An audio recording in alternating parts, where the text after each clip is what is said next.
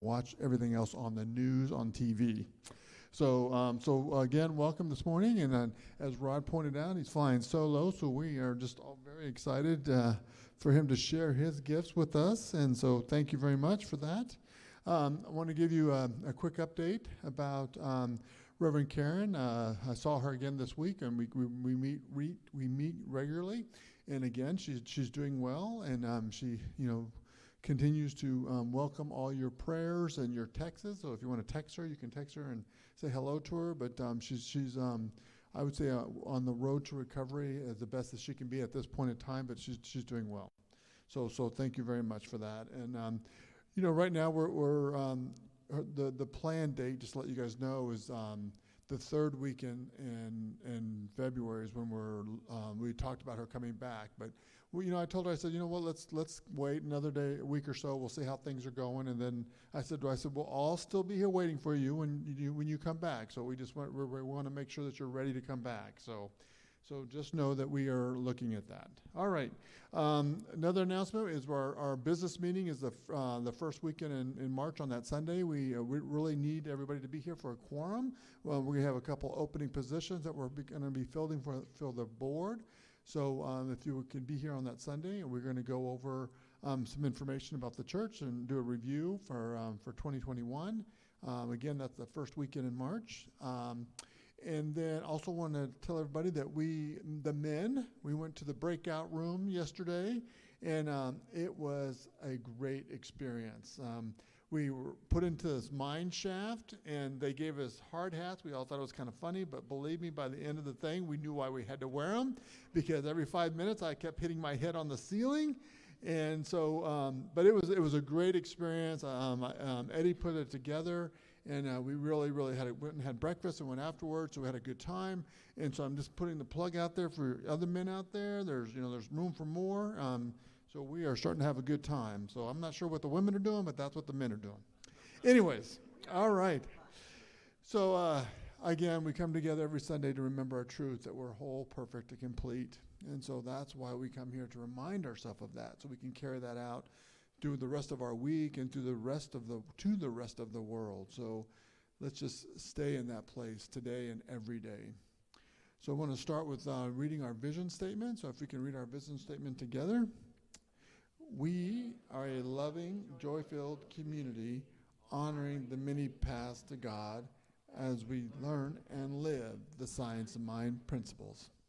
So now if you just allow yourself to sit back, relax, open up your hearts and minds, and Rod's going to sing some beautiful music, and Sue is going to provide us with a beautiful message. Thank you.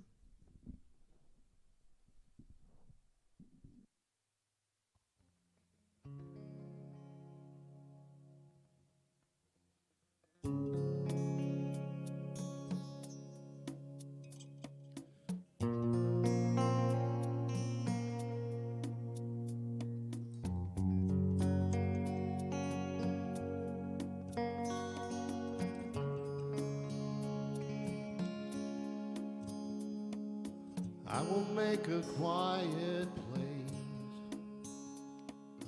quiet place within my heart, and I will wait upon the Lord, wait upon the Lord. Be still, my soul, be still,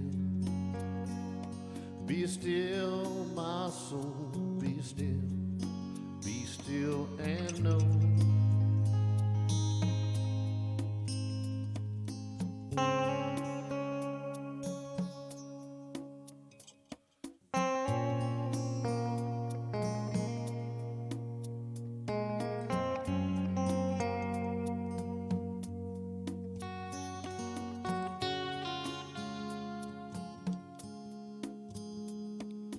I will make a quiet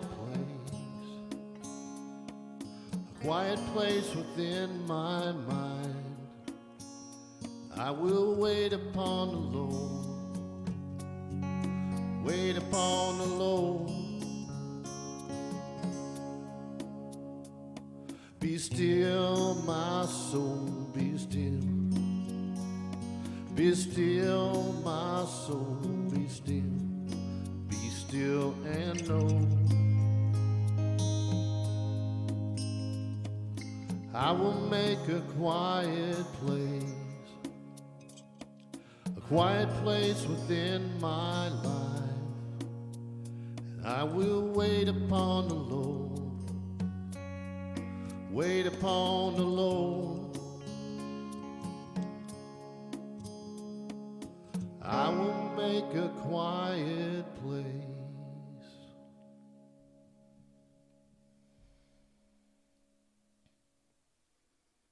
A quiet place. That place is God.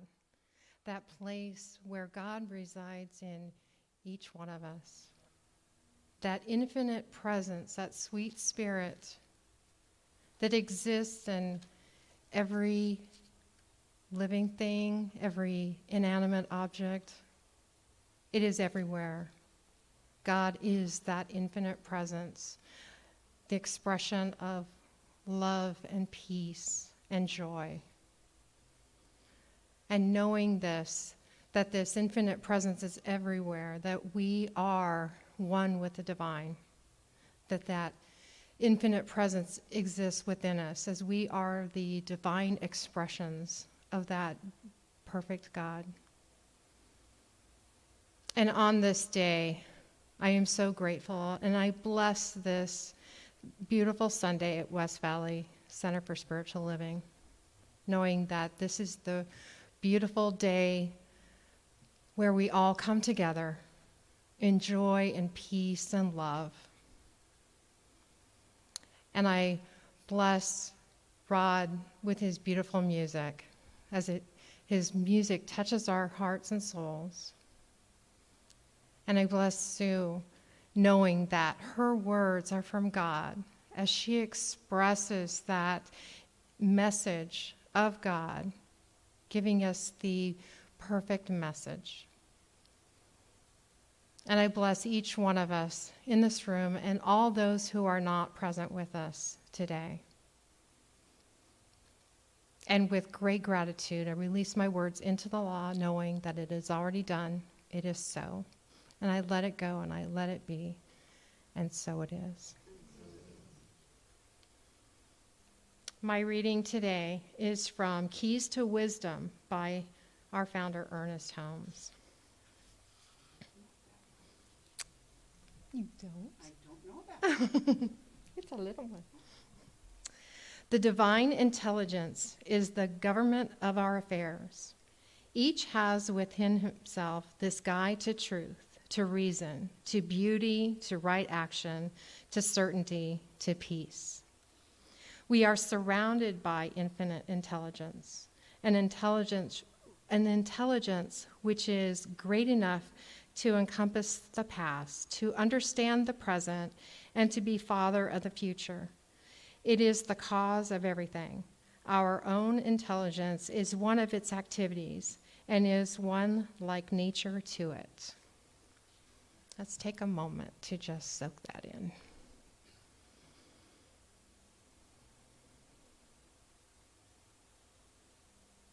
And so it is.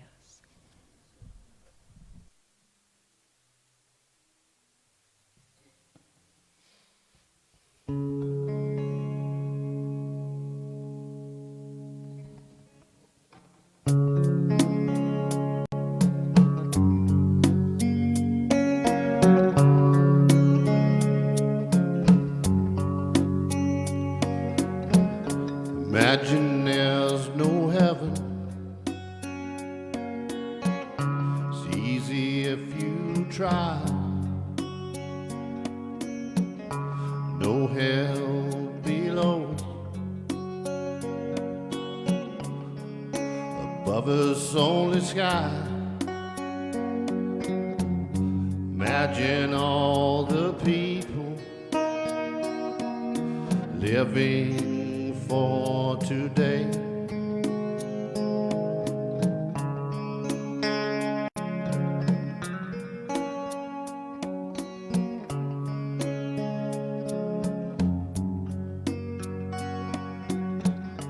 Imagine there's no countries, isn't hard to do. Nothing to kill or die for. No religion too. Imagine all the people living life in peace. You may see I'm a dreamer, but I'm not the only one. Hope someday you'll join us, and the world will live as one.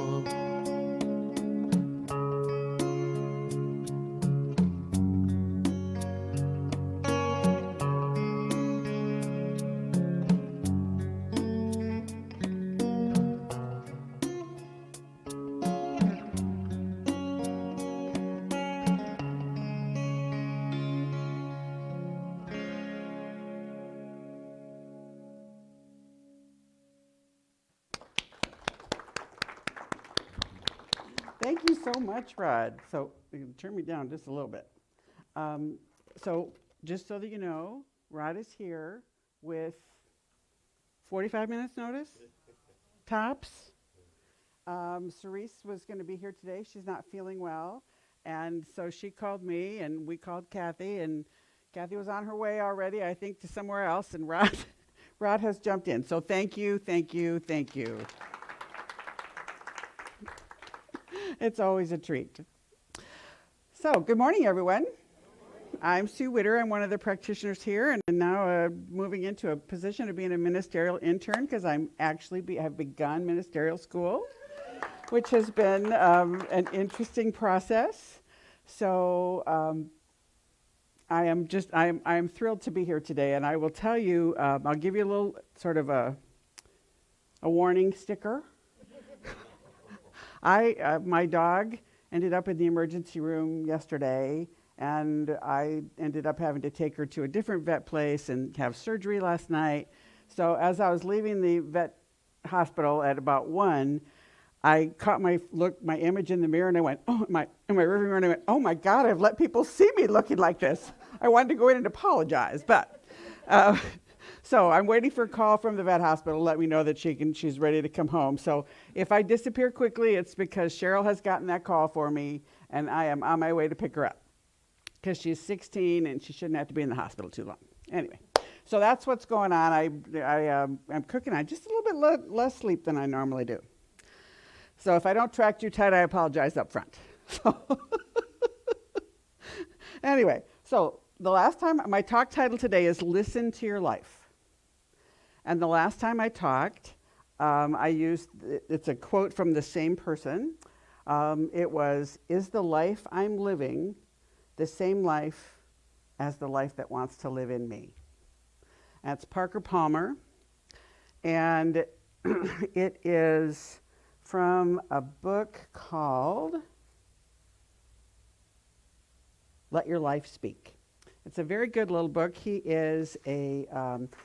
He got involved with the Quakers, and that's how he sort of came to write this book. It's a very fascinating guy, and it's been a real delightful read for me because he really talks about, this book has a lot of discussion about his life as he changed careers and looked at a lot of different aspects of his life. So even though there's a lot of discussion about careers, everything ties back to, it's up to us to listen to our life, to listen to the divine that is within us, to that prompting that is always present, that never ends.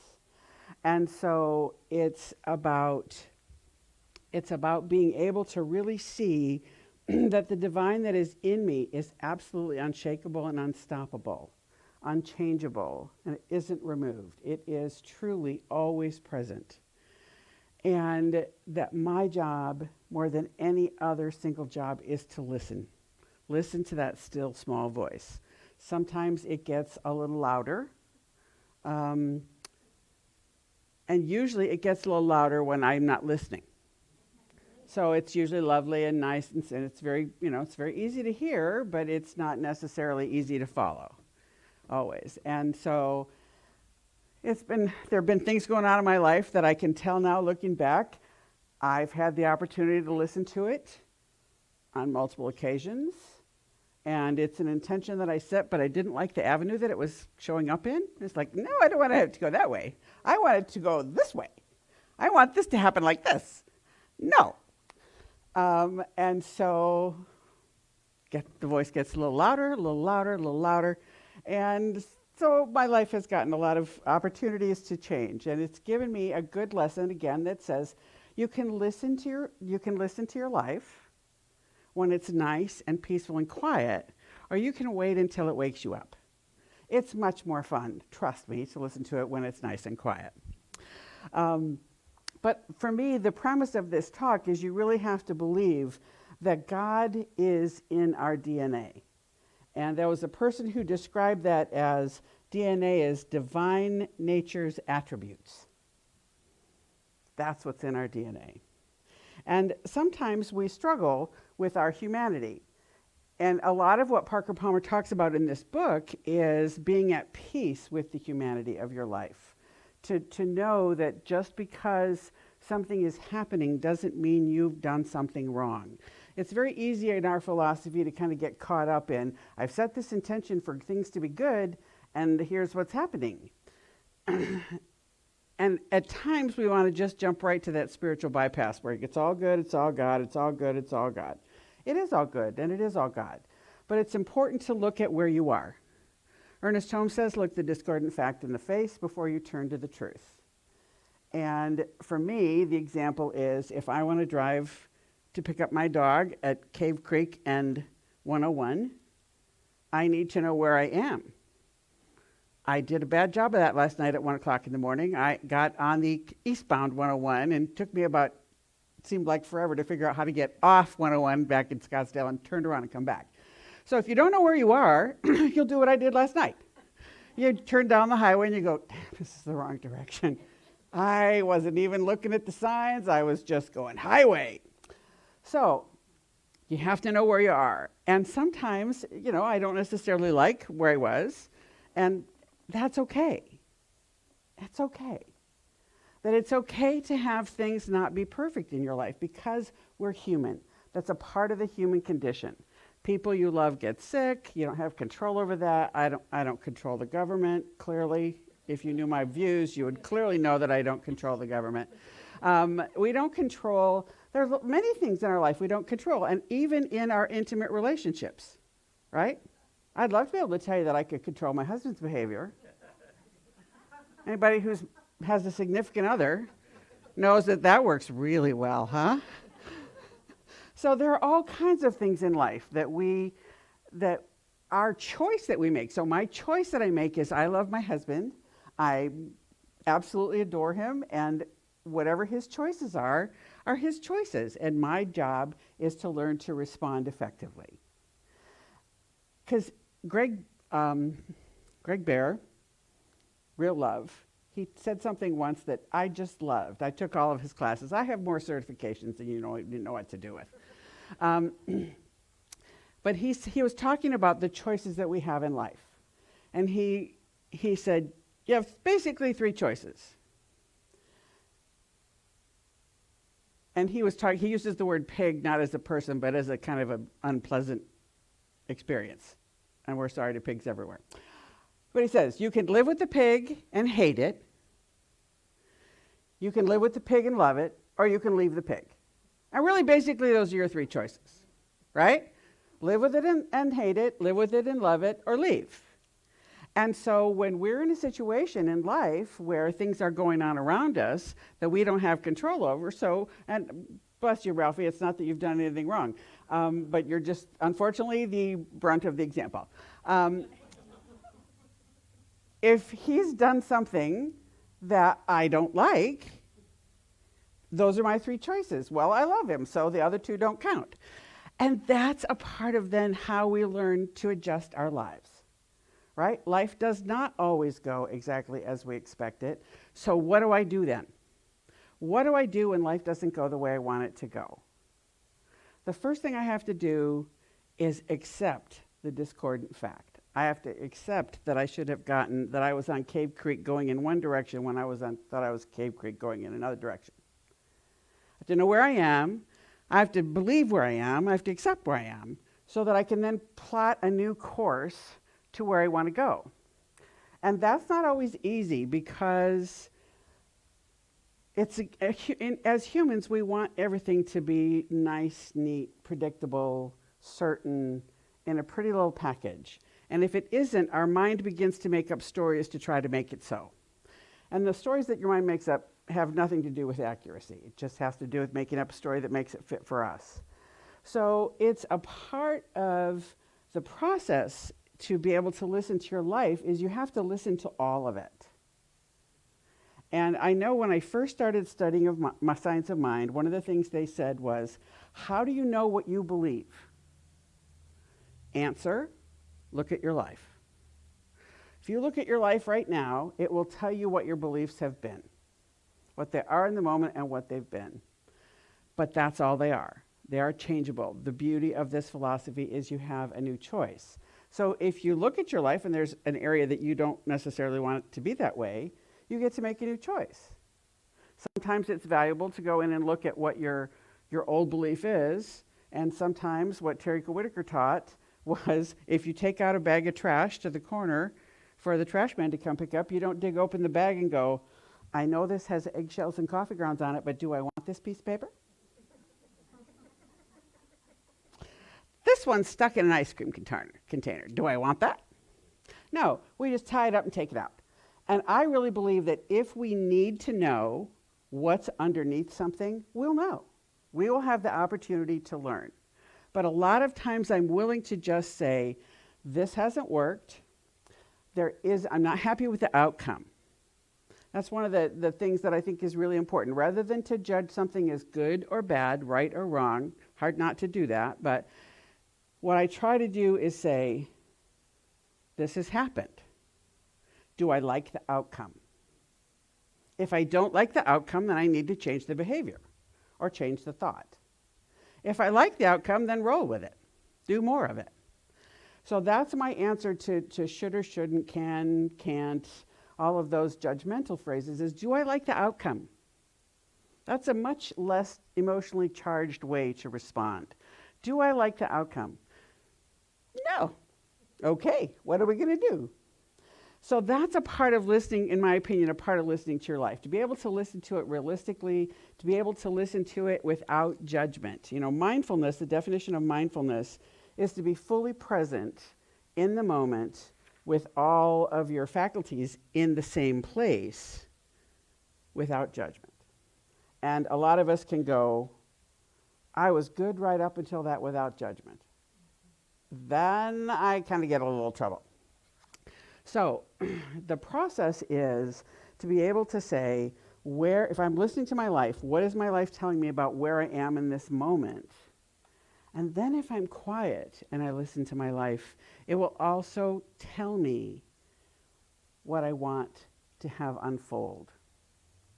Because I really believe that divine wisdom that is in us, that is unshakable, that is in our DNA, is a part of our soul in evolution. It is God waiting to express as us.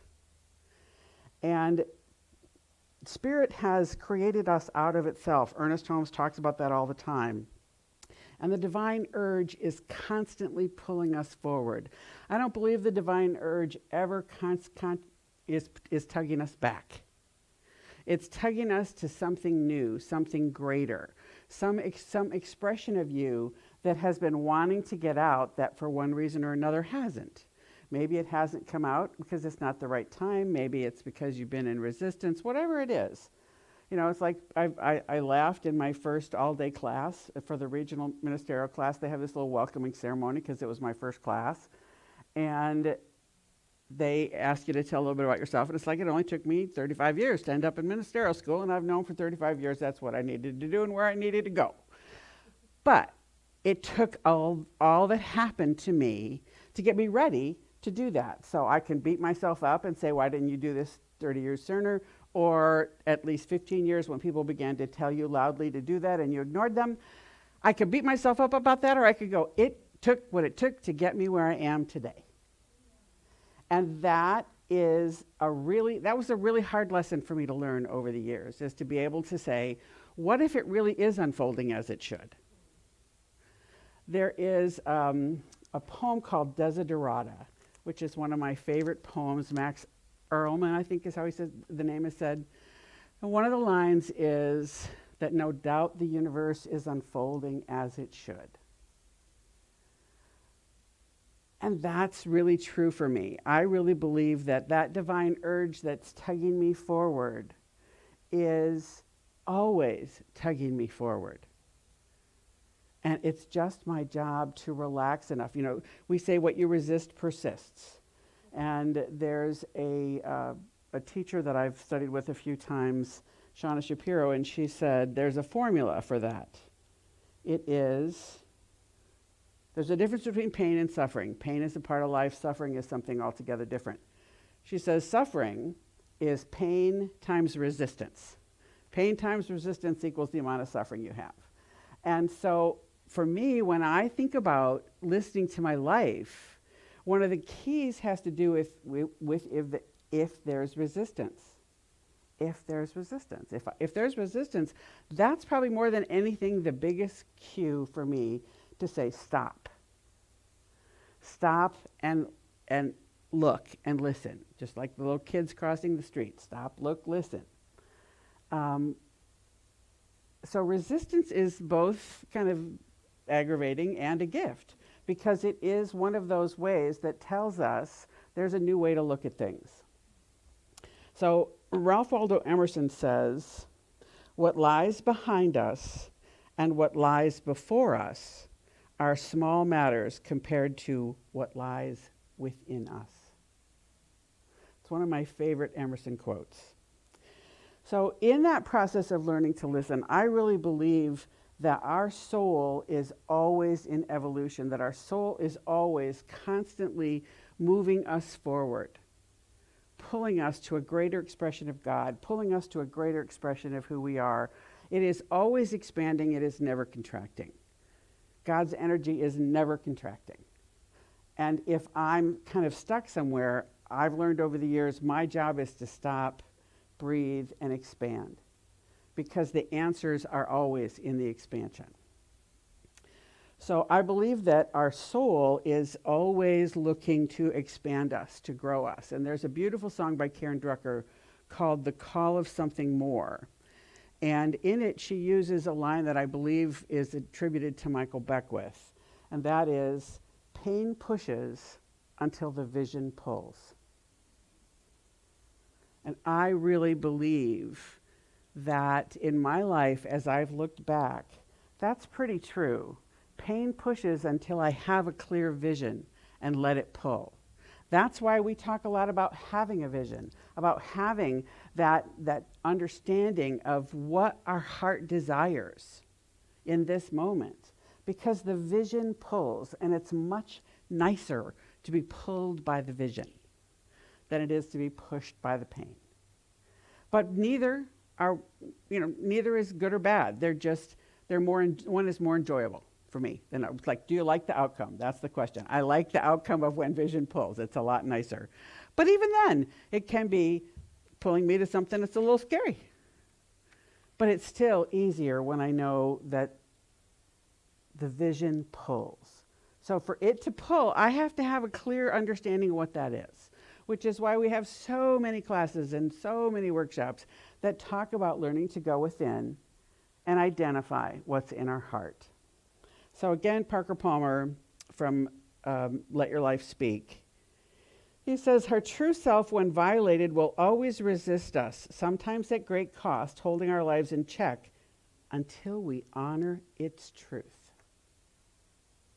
And for me, that's really honoring the fact that I am a divine expression, that I am everything, that there is within me the capacity to express everything that is in God. And he also says, before I can tell my life what I want to do with it, I must listen to my life telling me who I am. I must listen for the truths and values at the heart of my own identity, not the standards by which I must live, but the standards by which I cannot help but live if I am living my own life. And I know I've mentioned this last time I talked, the process of sometimes leading someone else's life, doing something because it's somebody else's good idea. And in my life, I have done that many, many times. And that's to me what he's talking about. Not the standards by which I must live, but the standards which I cannot help but live if I'm living my own life. And then he follows it with, before you tell your life what you intend to do with it, listen for what it intends to do with you. Before you tell your life what truths and values you have decided to live up to, let your life tell you what truths you embody and what values you represent. I really believe that all of the answers that we need dwell within us. They absolutely dwell within us. And so the question to ask yourself is, am I listening to my life? Am I listening to my life? We know. Life feels much different, even if there's stuff going on. I had stuff going on this week, and when I'm listening to my life, how I respond to it is different. Because there were things that were going on this week that I didn't have any control over. But how I respond, it has to do with how I listen to that still small voice within. And he says, the soul speaks its truth only under quiet, inviting, and trustworthy conditions. The soul is like a wild animal, tough, resilient, savvy, self-sufficient, and yet exceedingly shy. If we want to see a wild animal, the last thing we should do is to go crashing through the woods, shouting for the creature to come out. Have you ever done that? I have crashed through some serious woods going, I want an answer now. And I would prefer it to look like this. Because when I'm crashing through the woods demanding that the wild animal come out, it's usually because I have an idea of what that should do and be and look like. Says, but if we're willing to walk quietly into the woods and sit silently for an hour or two at the base of a tree, the creature we are waiting for may well emerge. Out of the corner of an eye, we will catch a glimpse of the precious wildness we seek. And I thought that was a beautiful analogy. Truly, I have loved this, but it's been my book that I've read a couple times already this year. It has some very sweetness, some very sweet ways of describing things, because it's easy for me when I feel like I haven't listened to my life to really get caught up in bad soup, bad soup. But having somebody describe things in a sweet and kind way has really been a lovely part of reminding me that indeed life unfolds and it's my job to listen to what I need to do and how I need to respond. So there's a process called wing walking. And the term comes from back in the barnstorming days when biplanes would fly around and do shows, and some crazy guy would get out on the wing while the plane was rolling around and doing all kinds of things. I always thought that's a tough way to make some money. But adrenaline junkies are adrenaline junkies through all time. But anyway, so the name of the game, if you're a wing walker, is you hold on to one strut with this hand and you don't let go until you have your hand firmly on the next strut, right? In life, that doesn't work as well. Our job is to not believe in wing walking. Our job is to be willing to say, right now I feel like this wing strut is keeping me from flying off and going down however many 100 feet I am from above on this plane. I'm going to hang on to it till my knuckles are white. But in life, it frequently requires that you let go to be able to have the opportunity to see what's next. Again, not my gift. Not necessarily my gift. So John Shelby, who wrote a book called Seven Masters, One Path. And in it he says, we can't hold one thing tightly in our grasp at the same time reach out to take something new. We must let go of and put aside what we're grasping in order to receive something that we want or need much more. All spiritual and psychological growth requires a lot of letting go of limited beliefs in order to open and receive a more expansive belief. So it's, spiritual principles are always so paradoxical. Because on one hand, we say you have to grasp and reach out for what you want and grab it and don't let go. And then we'll say, and you have to let go before you can have this. So I've always been at times frustrated by how paradoxical it can be, because I like, when I'm in the middle, I would prefer it be black and white. Don't give me a confusing paradox. Just tell me what to do. Also not necessarily quite that clear. So it's that process. So what do we do to start that process of opening up and receiving? So there's a book called The Point of Power by Paul Hasselbeck, and he says, if you don't get a strong life by empowering your weakest point. By empowering your weakest point. And Pema Chodron says, at some point we need to stop identifying with our weaknesses and shift our allegiance to our basic goodness. It's highly beneficial to understand that our limitations are not absolute and monolithic, but relative and removable. The wisdom of Buddha nature is available to us at any time, because Buddhism believes that we are basically good, that there isn't any original sin, that we are just basically good, and that we all have the capacity to be the Buddha, to have that level of enlightenment and transformation. So it's a process of being able to say, am I willing to listen? Am I willing to take the gamble on what feels sometimes like a crazy idea? Because I don't know about you, there have been times when, as my life is unfolding, and I'm pretty sure that I'm going down the right path, but Carolyn Miss says something that's very funny. She said, how do you know the difference between your good idea and God's good idea? You know it's God's good idea when you go, are you kidding me? I have so many times said to listening to my life, are you kidding me? Why would I want to do that? And I've laughed for years and said, if you'd have told me 40 years ago that my life would look like it looks today, I would have said, oh, no. Don't want that. That does not look fun. That does not sound fun. But I will tell you, my life is good.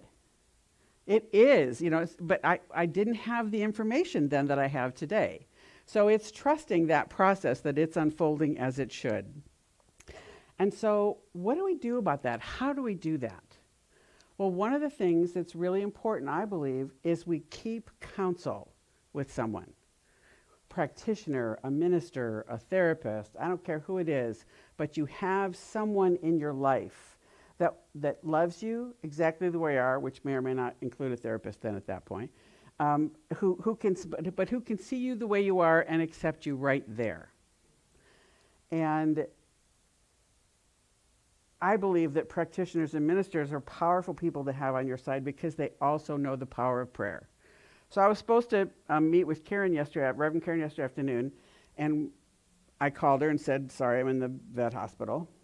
So she called me this morning and said, just checking in to see how everything's going. And I said, good, I'll be picking her up after service. I said, but I got to tell you, I could use just a really good prayer because I know you're good. I had a runny nose, and I said, I do not want to have to spend the whole talk going, no, I don't take cocaine, I promise. And I texted her back about just as I was leaving the house going, good prayers.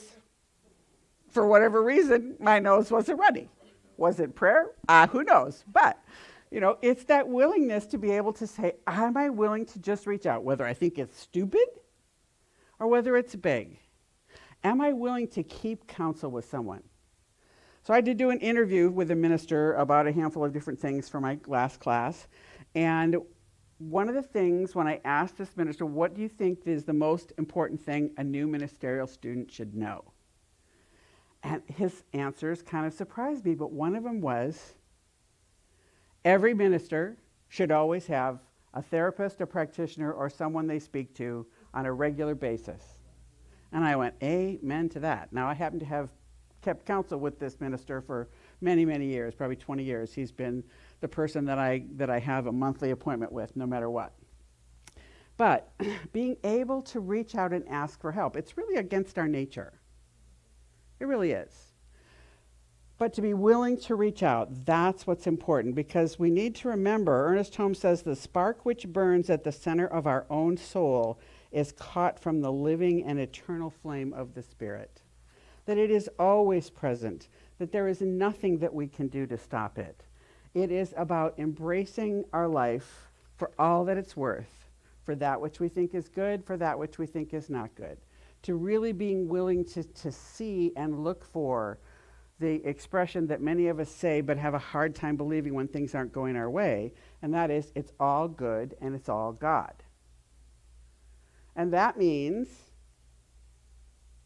when our identities got hacked and we've been busy changing accounts and doing all kinds of things, is it all good and it all God in there?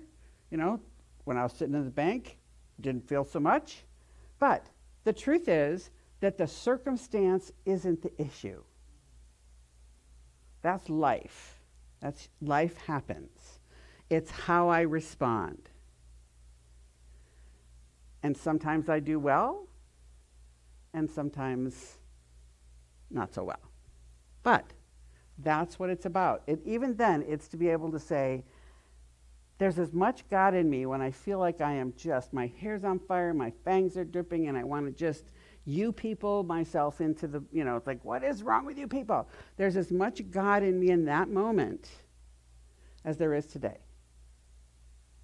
And it's important for me to know that when I'm in the middle, because that's what it is. It's just in the middle.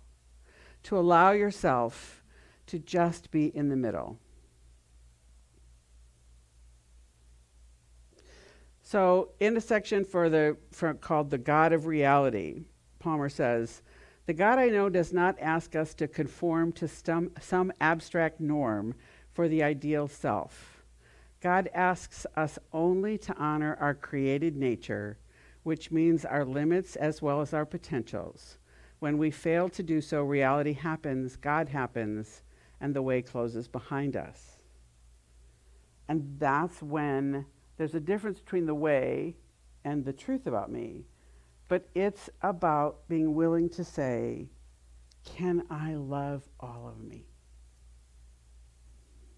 Can I love that banker in front of me who was giving me answers I didn't want to hear?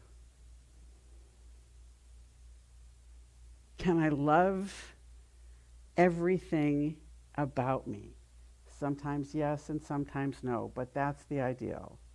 So that's what I'm going to propose to you right now, is to give yourself the opportunity to begin to look at your life from a bigger perspective, so that when you're listening to your life, it's not a discussion about whether it's right or wrong. And I have had so many of those discussions as I've listened to life, but I have fewer of them now. And they last a much shorter time now. But to really say, can I love everyone and everything that shows up in my life? Now, Marianne Williamson says, you can forgive everyone for everything, but it doesn't mean you have to go to lunch with them. So I can love everyone. It doesn't mean I have to go to lunch with them. And that's because a lot of times it's easy to get caught up in that, I should, if I love them, I should be willing to go to lunch. No, I shouldn't. I should be willing to love them and do what serves me at my highest and best. So please look at your life. Please slow down, listen, and be willing to hear it when it's quiet, and be willing to forgive yourself or to love yourself when you don't listen until it's really, really loud. Because they're both still God. It's all good and it's all God. And when you listen, the path becomes evident and clear. It really does. I'll end with my prayer that I've used for years and years, and you all have heard me say before, but it is kind of a wrap up for me it's the prayer I say the first thing, I think, before my eyes even open every day. I believe in God. I don't usually cry when I say it. I believe in God. I believe I'm divinely guided and directed. I believe I always take the right turn in the road.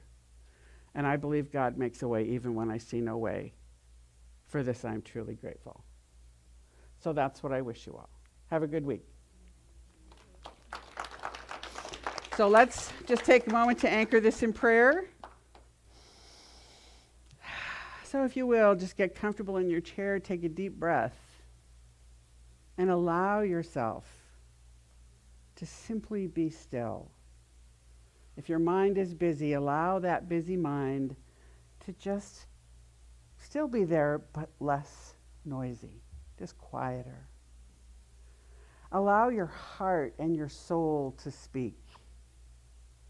Allow that to be the voice that guides you. For as we move forward, we do so with a sense of knowing that love leads the way. And when we allow love to lead the way, the path is always smooth and clear.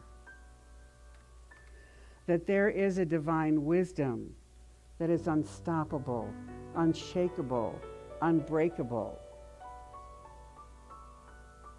and patient. Very, very patient. And so in this moment, we make a commitment to be willing to listen in new ways, to hear things in a new way, to say things in a new way, to make new decisions easily, effortlessly, with grace and ease, with happiness and love and joy, with kindness and compassion. That those qualities of God we can choose to have as the dominant force of life. And when we choose those forces of peace and joy and love and health and well-being and happiness and compassion and kindness and wisdom and clarity, that regardless of the circumstance, the way is always clear. It is always easy to follow. It is always with the presence of grace. For grace is a gift that is totally unearned. There is no attachment to grace. It is simply the gift of God. It is the gift of understanding and wisdom. It is the gift of beauty and joy. It is the gift of who we are. So as we go forward, there is an ability to hear and listen to life in new ways out of our commitment to make it so. It really can be just that simple. The commitment to listen, the commitment to hear, the commitment to respond, and to do so with grace and ease in a happy and healthy way, so that life unfolds with a sense of beauty and joy, regardless of what the circumstances look like. That there can still be beauty, there can still be joy, there can still be happiness, there can still be gratitude. They can be the foundation under which everything in life stands. And when we have that foundation of the divine, of clear understanding of the attributes of how that divine shows up as us, then everything that is built upon it is done in a way that brings joy, in a way that brings love. For love truly does lead the way. So as we go forward this week, we do so with a conscious, awake, and aware mind, making a conscious and joyful choice, a loving choice, a happy choice to listen, to listen with the expectation of good, good, and more good. For our good is seeking us as much as we are seeking it.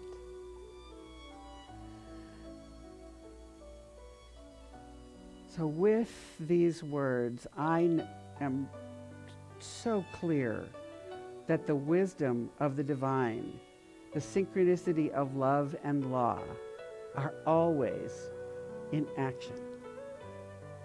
And I choose to listen, to hear, to participate fully in my life. And with that sense of gratitude for the principles and the knowledge that we have in this philosophy, that gratitude that I feel for the wisdom allows this to unfold with a sense of grace and ease. So I give thanks, I release it out into that synchronicity, knowing that the universe has already said yes. And so it is. Thank you again, Rod. We're so glad you're here. So I'm going to try Grateful. If everybody wants to join in on me, with me, it would be great. Grateful, grateful, grateful for all the love that I had. I am so grateful, grateful, grateful for all the love that I have. Everywhere I look, in every face I see, is love reflected, looking back at me.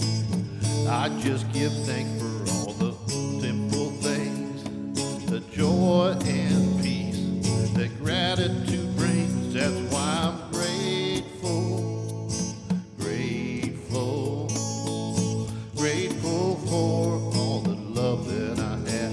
I am so grateful, grateful, grateful for all the love that I have.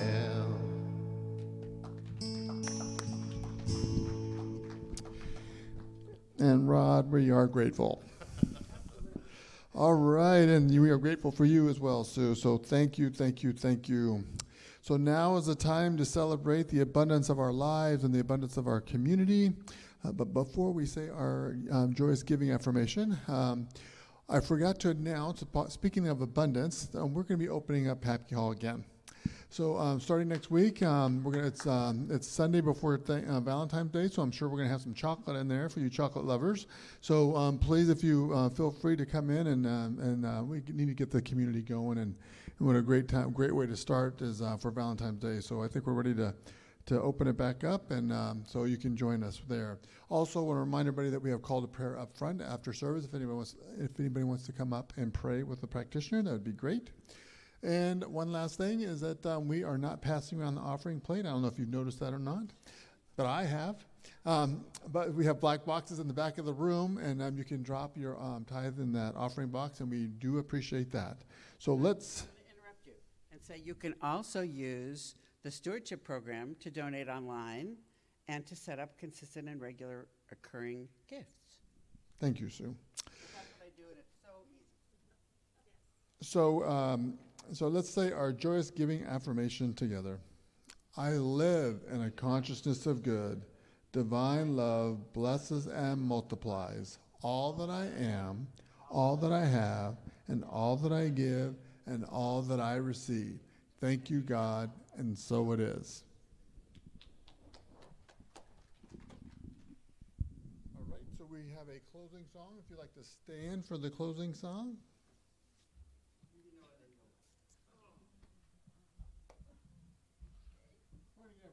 It's really? Okay. So we'll give you a rest. Well, I can do it. I mean, I thought you were pulling one out back there, but if everybody wants to sing along to the regular song, let me get there. All right. Good to be alive? Yeah. I can play it. All right.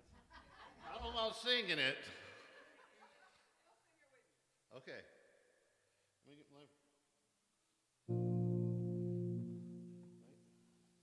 Good to be... There it is.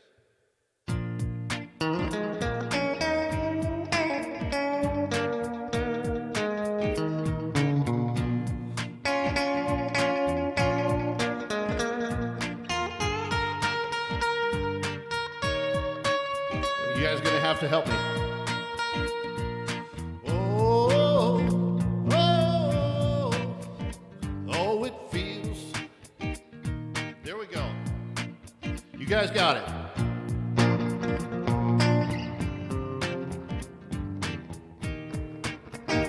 There we go. I ain't thinking about my problems. I'm living now. I'm living now. I ain't gonna worry about the future. I'm living now. I'm living now. So put your hands up if you feel like having a good time. Put your hands up if you're sharing love with all.